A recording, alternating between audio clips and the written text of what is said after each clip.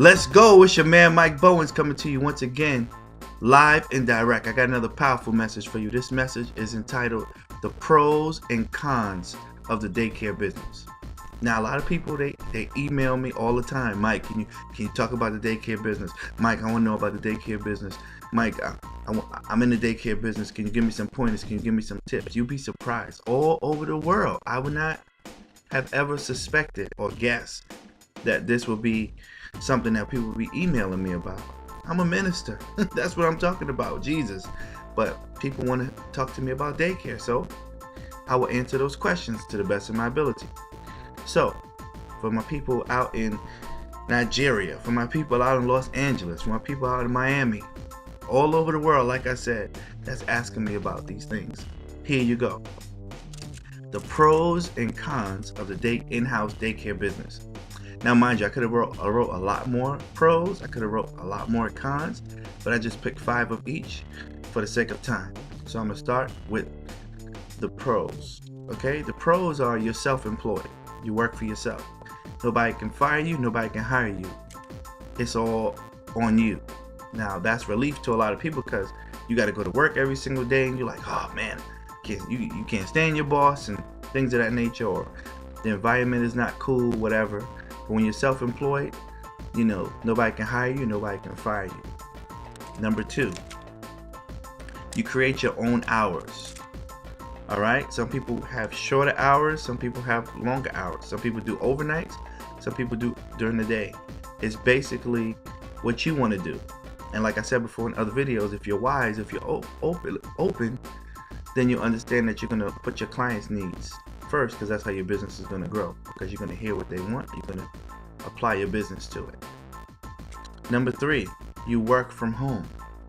So when there's blizzards outside, or it's super hot outside, guess what? You're home. You're home. So people are coming to where you are to supply a service that they need, that you're supplying a service that they need. So you work from home. Okay, that's another pro. The next pro is you create your environment. So you can paint the walls how you want it to be, depending if you own your home. Paint the walls how you want it to be, put up the decorations how you figure it should be. You play the type of music in the facility. The bathroom is clean as you want it to be because it's yours. You could teach the kids, a good curriculum that you decide, you choose, as long as it lines up with the child care council in your area. And you can really make it as happy and fun as you desire it to be. Number 5, you can generate a good income. Like I said, if you're wise, you could generate thousands and thousands of dollars a month. I have a friend who, like I said, she has a 24-hour in-house daycare. She works during the day, maybe with her and her sister, and then she has her mom and somebody else, person that she hired, do the overnight. So it's 24 hours, I think 7 days a week. For me, I'm not doing that. I have a family, and there's other things that we do besides just in-house daycare. And so, but like I said, whatever your vision is, whatever your goal is, I mean, that daycare probably brings in like $20,000 a month, from doing that. So it's whatever your goal is, whatever you're trying to do. The cons, it starts with you and it ends with you. Now, if you're just starting out, most of the time it's just you. Or if you have a spouse, you do it together. If you have a friend, you do it together. But if you're not at the point where you have enough money saved, enough money earned that you can hire someone, it starts with you, it ends with you. So if you get sick, guess what? You still got to work, unless you cannot actually work because you're too sick. If you get hurt, guess what? You still got to work. You got a family emergency, you still got to work, right? I remember my mom passed a few years ago. We took some time off, and people still was calling, when you going to open again? I have to go to work. These people don't care that, hey, my mother just died. I'm mourning. I'm going through emotional distress right now. They don't care nothing about that. They just care that you meet their needs. It's a very cutthroat business. Con number 2, strangers constantly come to your house. It's a bunch of people in the neighborhood, people that you never seen before, people that you never met, constantly coming to your house. So then when you go out to the grocery store, you go out shopping, you go out to the movies, you see these people everywhere. And guess what? They know exactly where you live because they know about your daycare.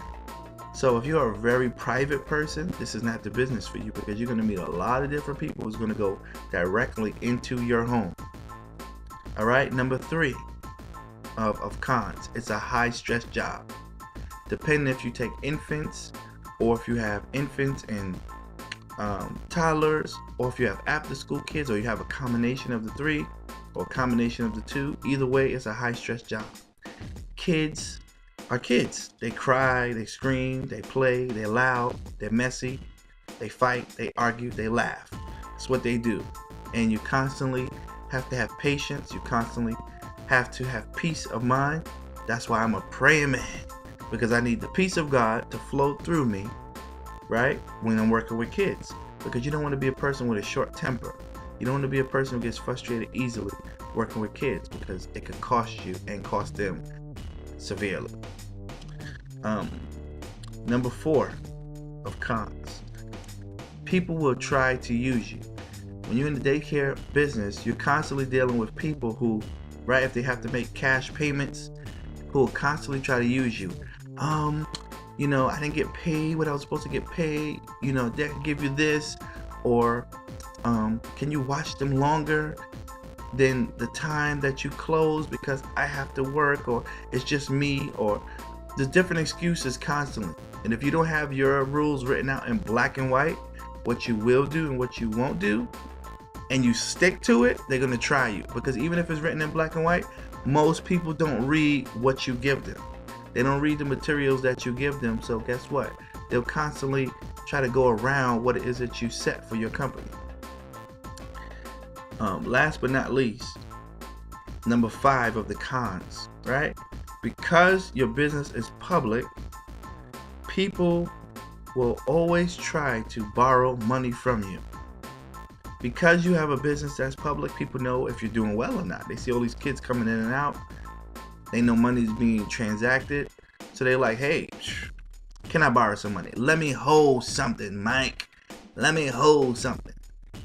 There's so many lines that I've heard. You know, listen, Mike, my hands are tied right now. You that could borrow some money because I got to do this. But they go into the pool while I'm working. You know, they sitting on the porch watching me work. And so my answer has to be no. I got 3 children. So no. And I had to practice that for a long time, saying no, no, no, till it felt comfortable, till it felt right. See, some people have a hard time saying no. You just say you just say yes out of habit. Okay? And so I hope this helps somebody out there and inspires somebody out there. If you need personal coaching, if you need the intricate details of the in-house daycare business, visit me on my website, www.mikebowensjr.com, and go under Unleash Creativity Publishing, right, where I can help you on one-on-one with the questions that you may have. And look out for 2020 next year in June, Albany, New York.